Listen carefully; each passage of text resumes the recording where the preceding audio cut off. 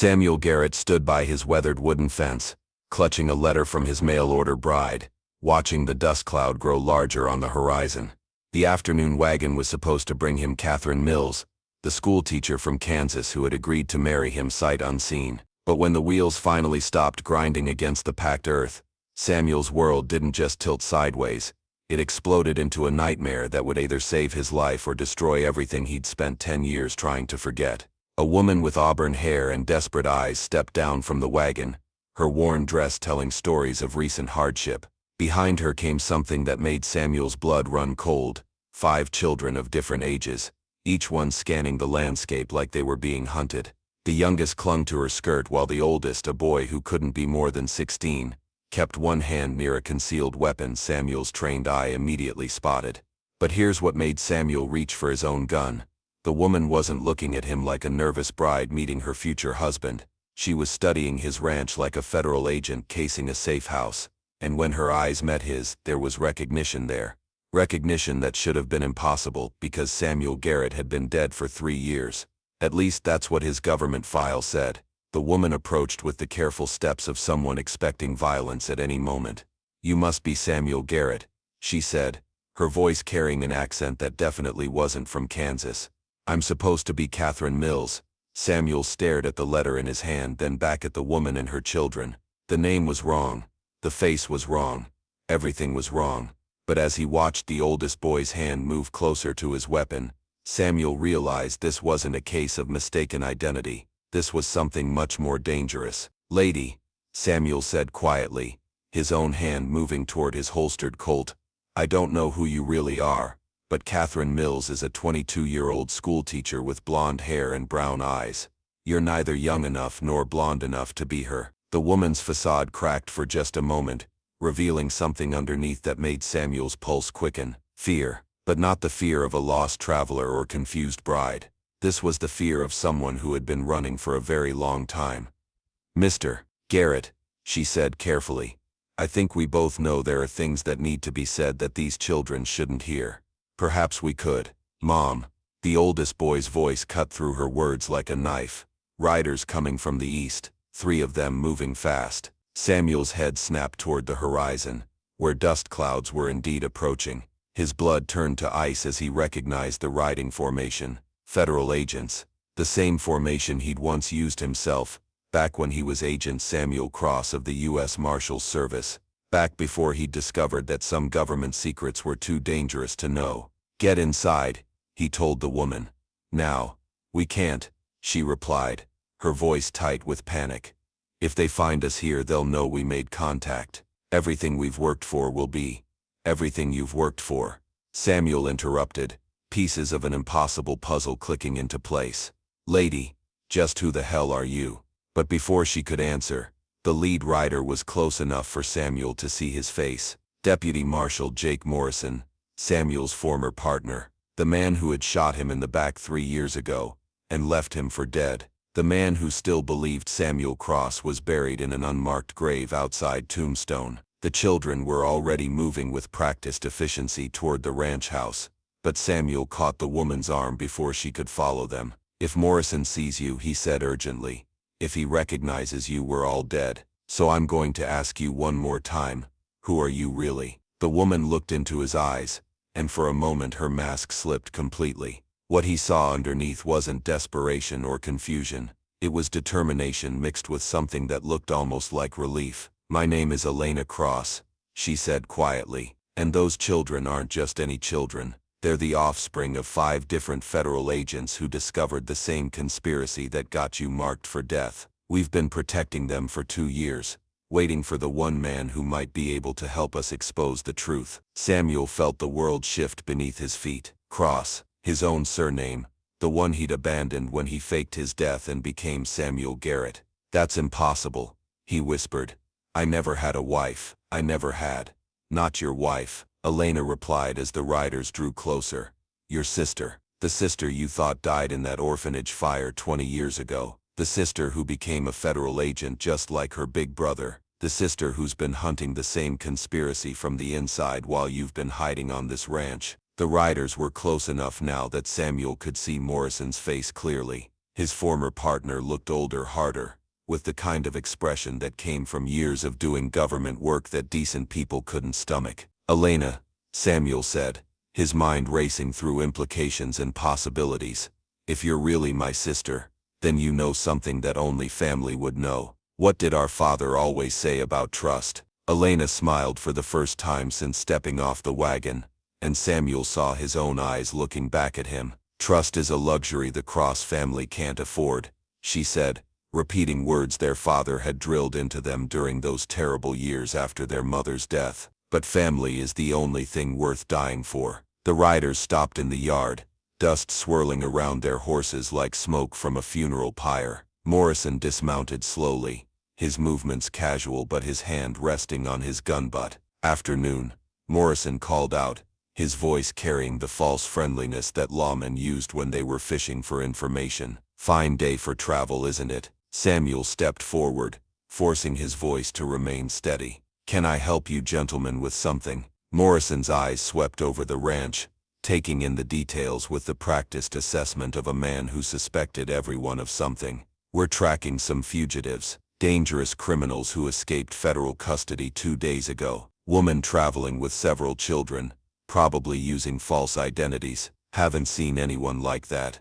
Samuel replied. "Had a supply wagon come through earlier, but that's all." But Morrison wasn't looking at Samuel anymore. His gaze had fixed on something behind him, and when Samuel turned he saw Elena standing in the doorway of the ranch house. She'd changed from her traveling dress into simpler clothes, tied her hair back, and somehow managed to look like a rancher's wife instead of a fugitive. "That your woman?" Morrison asked, but there was something in his voice that made Samuel's hand twitch toward his gun. "My wife, yes." Morrison's eyes narrowed. "Funny thing about wives, Garrett. Most men know when they're married to someone, but you hesitated just now, like you weren't quite sure." The tension in the yard was thick enough to cut. Samuel could feel everything balanced on a knife's edge, one wrong word away from violence that would end with dead children and buried secrets. But it was Elena who saved them. "Samuel," she called from the doorway, her voice carrying just the right note of wifely irritation. "Are you going to invite these gentlemen in for coffee, or are you planning to let them sit in the sun all afternoon? I've got fresh biscuits in the oven." Morrison's expression shifted, suspicion giving way to the kind of resignation that came with accepting hospitality you didn't really want. "Coffee sounds good, ma'am," he said, tipping his hat. "Been riding since dawn." As the 3 federal agents dismounted and approached the house, Samuel caught Elena's eye. In that brief moment of contact, an entire conversation passed between them. They were walking into a situation that could expose them both, but they were walking into it together. For the first time in 3 years, Samuel Cross felt like he might actually have a chance of surviving what was coming next. Inside the ranch house, Elena moved with the natural efficiency of a woman comfortable in her own kitchen, but Samuel noticed details that Morrison would miss: the way she positioned herself so she could see all 3 agents at once, the casual way she kept a carving knife within reach, the subtle hand signals she gave to the children, who had arranged themselves around the room like pieces on a chessboard. These weren't just any children seeking shelter. They were trained. "So," Morrison said, accepting a cup of coffee and settling into a chair that gave him a clear view of the door, "how long have you 2 been married?" 6 months, Elena replied without hesitation. "Met when I was working as a school teacher in Dodge City." "School teacher?" Morrison nodded approvingly. "That's good, honest work. What brought you all the way out here to the middle of nowhere?" Samuel watched his sister navigate the questioning with professional skill.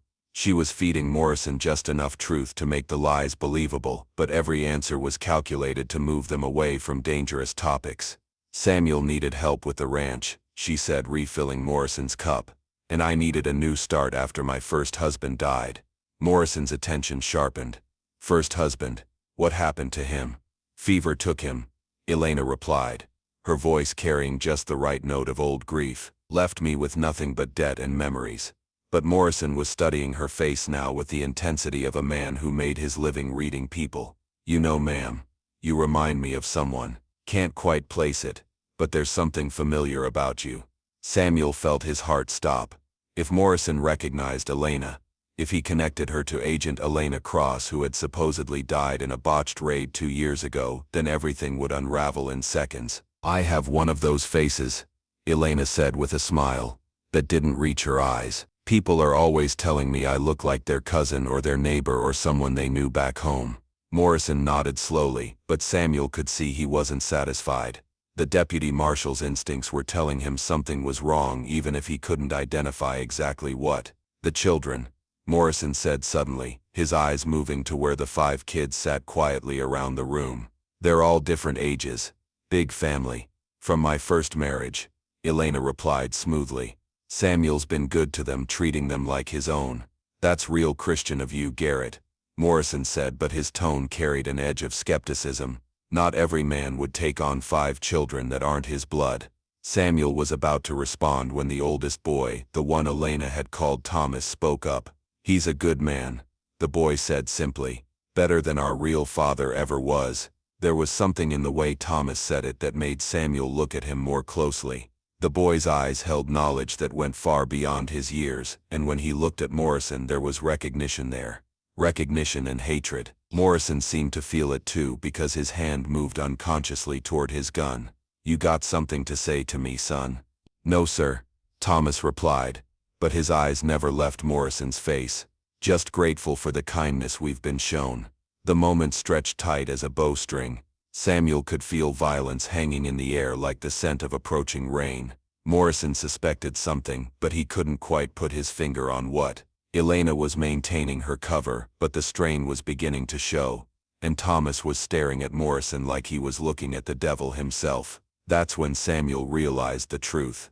Thomas recognized Morrison because Morrison had killed his father. "Deputy," Samuel said quickly, breaking the tension before it could snap. "You mentioned fugitives. What exactly are these people wanted for?" Morrison's attention shifted back to him, and Samuel saw something flicker in his former partner's eyes. Calculation. As if Morrison was weighing how much to reveal. "Murder," Morrison said finally. "They killed 3 federal agents in cold blood during a prison transport. Woman and her accomplices are considered extremely dangerous." "Accomplices?" Elena asked, her voice carefully neutral. "The children," Morrison replied, his eyes moving over the 5 kids with new interest. "Raised from birth to be killers. Trained by anti-government extremists to infiltrate law enforcement. The oldest one there probably knows a dozen ways to kill a man with his bare hands." Samuel felt the temperature in the room drop 10 degrees. Morrison wasn't just fishing anymore.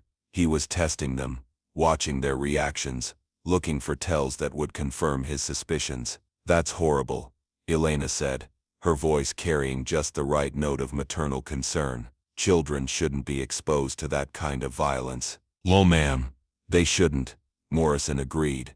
"But some children don't get a choice. Some children are born into evil and raised to serve it." Thomas's jaw tightened, but he remained silent. The other children seemed to sense the danger, drawing closer together like animals protecting their young.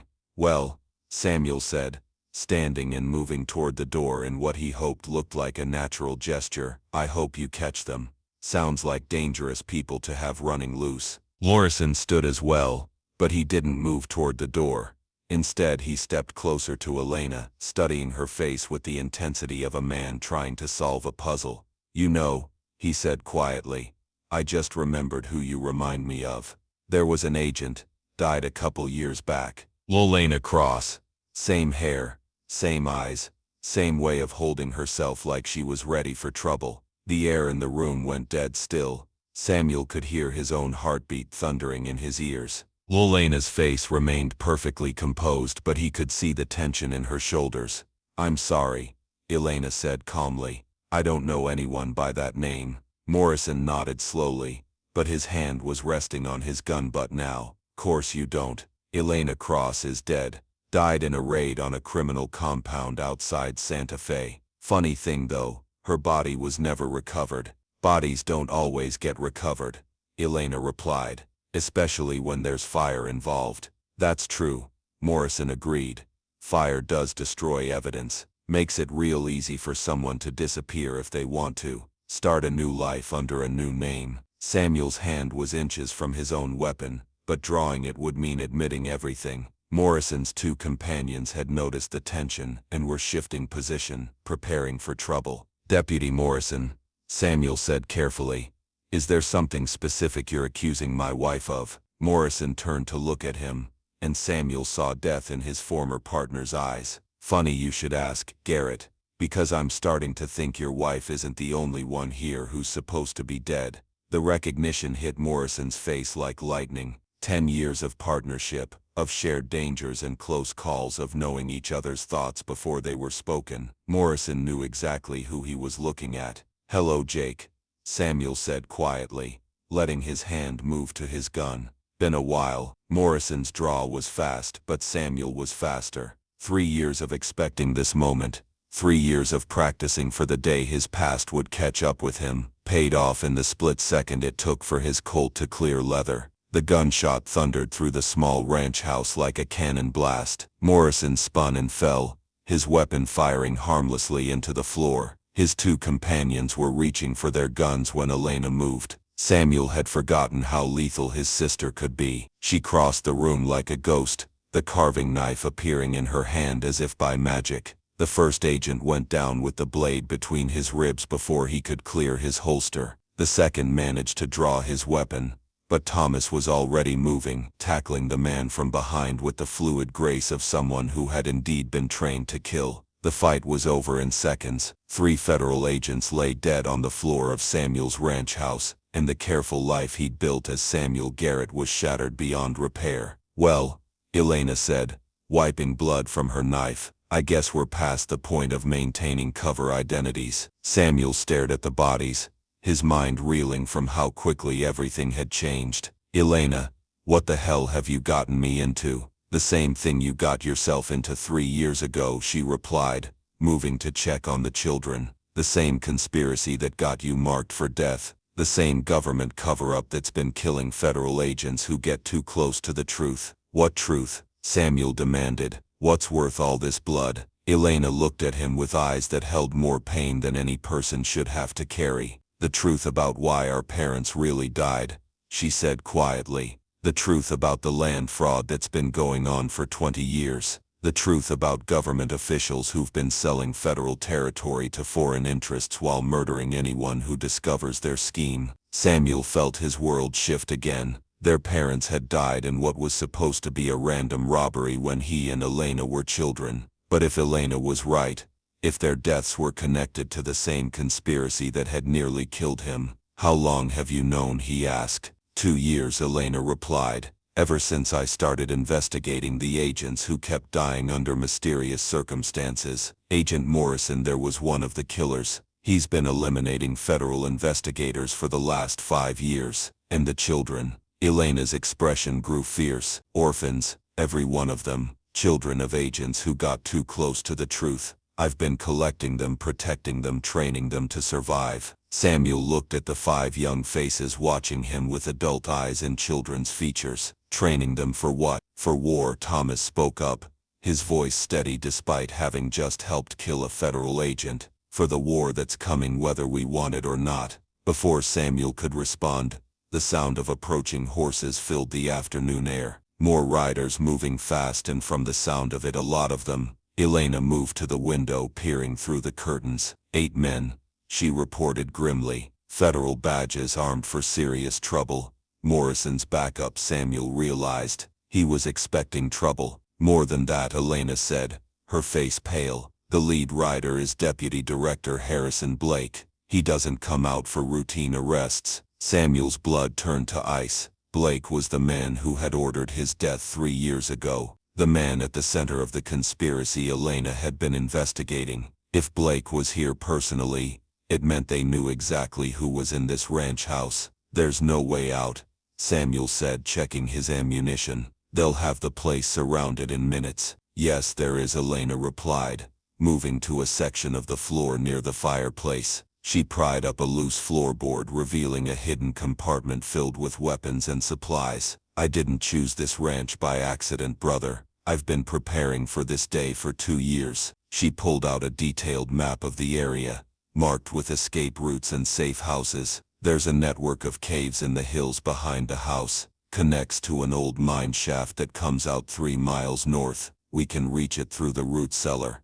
And then what? Samuel asked, accepting a rifle from the hidden cache. We can't run forever. We don't run forever, Elena said, her voice carrying a determination that reminded Samuel of their father. We take the evidence I've been gathering for 2 years and we expose everything. The land fraud, the murdered agents, the government officials who've been selling American territory to foreign powers. What evidence? Elena pulled out a leather portfolio from the hidden compartment. Names, dates, financial records, correspondence, everything needed to bring down the conspiracy that killed our parents and dozens of federal agents. The riders were close enough now that Samuel could hear individual voices shouting orders.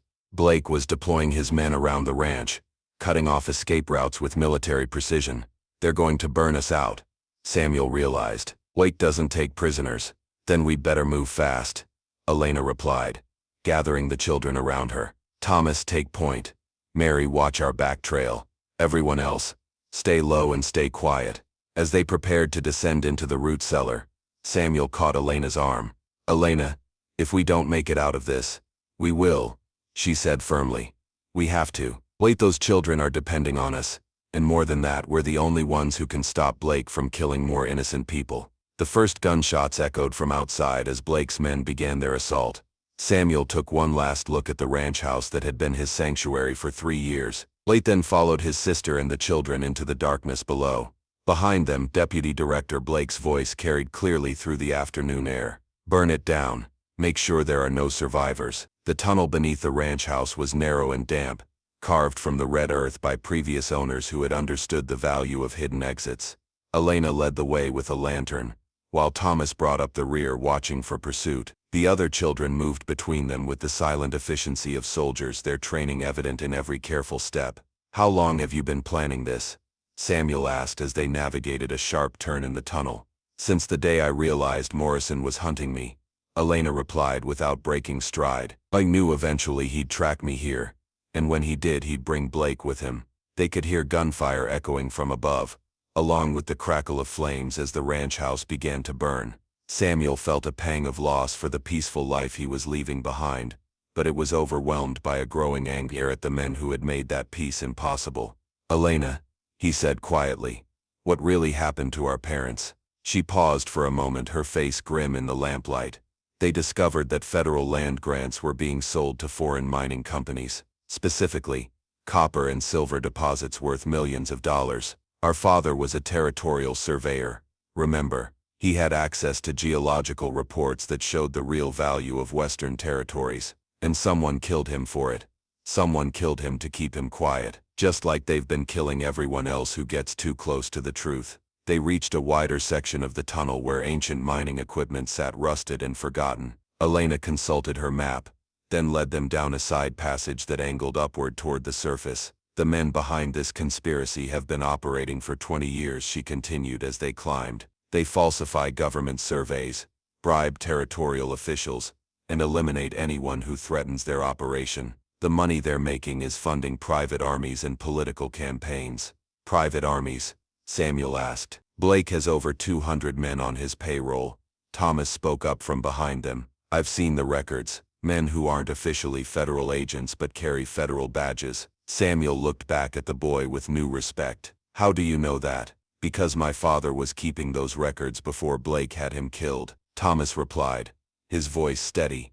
Despite the pain Samuel could hear underneath, he hid them in a place Blake never found. They reached the exit tunnel, a narrow shaft that led up to a concealed opening among the rocks. Elena extinguished the lantern and listened carefully before pushing aside the stone cover. Clear, she whispered, climbing out into the fading afternoon light. The cave opening was hidden in a cluster of boulders on the hillside behind the ranch. From their position they could see the ranch house burning while Blake's men searched the outbuildings and surrounding area. They'll find the tunnel entrance soon, Samuel observed. Let them, Elena said grimly. By the time they finish searching we'll be long gone. She led them higher into the hills, following game trails and rock formations that would leave minimal tracks. The children kept pace without complaint, their endurance another testament to their training. As they climbed, Elena filled in more details of the conspiracy that had shaped their lives. The land fraud started small, she explained. A few corrupt officials selling mineral rights under false pretenses, but it grew into something much larger. Foreign governments realized they could buy American territory through shell companies and bribes. Which foreign governments? Samuel asked. Primarily British and German mining interests, but there are others. The money involved is staggering, enough to influence territorial governments and federal appointments. They reached a plateau that offered a clear view of the surrounding country. In the distance, Samuel could see more riders approaching the ranch. Blake was calling in reinforcements. How many people know about this? He asked. Not many, Elena replied. Blake's been very thorough about eliminating witnesses, but there are a few honest agents still working the case from the inside. And they sent you to find me. Elena shook her head.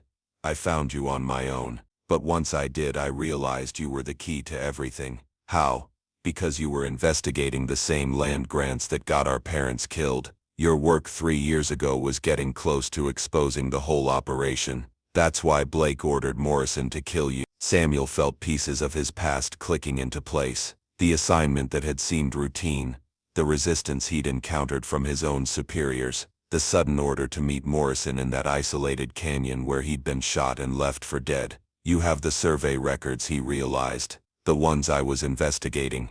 I have copies, Elena confirmed, hidden in the same place where Thomas's father kept his evidence. Between the two sets of documents we can prove everything. Then why haven't you exposed it already? Elena's expression grew dark. Because Blake has people everywhere. Federal judges, territorial governors, newspaper editors. We needed someone with credibility. Someone the honest agents would trust. Someone like a supposedly dead federal marshal who could testify about the conspiracy from the inside, Samuel said, understanding finally dawning. Exactly. Your resurrection combined with the evidence we've gathered will be enough to bring down the entire operation. They continued climbing as the sun began to set, the burning ranch house visible as a distant orange glow against the darkening sky. Samuel found himself thinking about the peaceful life he'd built as a rancher. The simple existence that was now impossible to reclaim. Elena, he said as they paused to rest, even if we expose this conspiracy, even if we bring down Blake and his associates, do you really think we can have normal lives again? She looked at him with eyes that held both sadness and determination. Maybe not, but these children might be able to, and maybe that's enough. The safe house was hidden in an abandoned mining camp. Elena had stocked it with supplies and weapons, preparing for this day. Samuel studied the evidence Elena had collected, documents proving corruption reaching the highest government levels, land grants worth millions sold for thousands, geological surveys falsified to hide mineral deposits, over 30 federal agents murdered. Thomas approached with his father's leather journal. There's something else, Mr. Cross. They're planning to sell entire territories to foreign governments. Parts of Arizona and New Mexico to German mining cartels. It happens within the month unless we stop it. Samuel felt the weight of responsibility. This wasn't just personal anymore. We take the evidence to Judge Harrison Wade in Denver, Elena said. He's investigating territorial corruption and has authority to issue federal warrants. Denver's 300 miles. Blake will have every road watched. There's an old Apache trail through the mountains, Thomas said. Dangerous, but not on federal maps. My father taught me. He was part Apache. Elena smiled. Then we have our route. As they prepared for the journey, Samuel realized he was exactly where he belonged, fighting alongside family, protecting the innocent, exposing truth. The war Blake started was far from over, but Samuel Cross was ready to finish it.